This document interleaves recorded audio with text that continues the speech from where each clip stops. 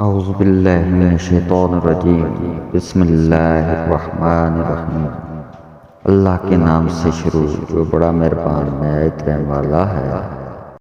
حضرت علی رضی اللہ تعالیٰ عنہ نے فرمایا، کبھی تم دوسروں کے لیے دل سے دعا مانگ کر دیکھو، تمہیں اپنے لیے مانگنے کی ضرورت نہیں پڑے گی۔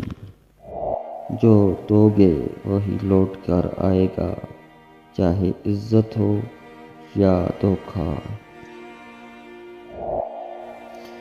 جس سے حد سے زیادہ محبت ہو اس سے ہی نفرت بھی ہو سکتی ہے، کیونکہ خوبصورت شیشہ جب ٹوٹتا ہے تو خطرناک ہتھیار بن جاتا ہے۔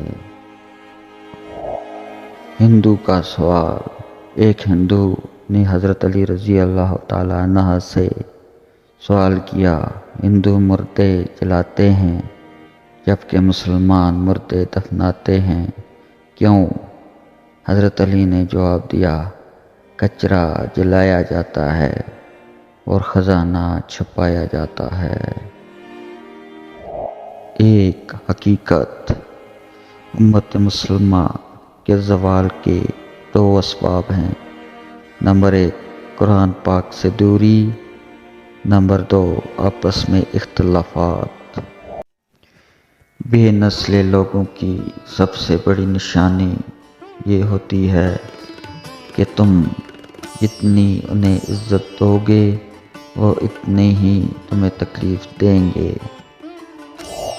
ضروری نہیں کہ کچھ توڑنے کے لیے پتھر ہی اٹھاؤ، بس لہجہ بدل کر بولنے سے بھی دل ٹوٹ جایا کرتے ہیں۔ دل دکھانے میں 1 منٹ لگتا ہے، لیکن کبھی کبھار زخم بھرنے میں پوری زندگی لگ جاتی ہے۔ زندگی کی ایک حقیقت۔ اچھے ہیں وہ لوگ جو زندگی کی تلخیوں کی وجہ سے خود تلخ نہیں ہوتے، جو مسکراتے ہیں، ہلکے پھلکے انداز میں بات کرتے ہیں اور سنتے ہیں۔ یقین جانیے زندگی انہی لوگوں کی وجہ سے خوبصورت ہے۔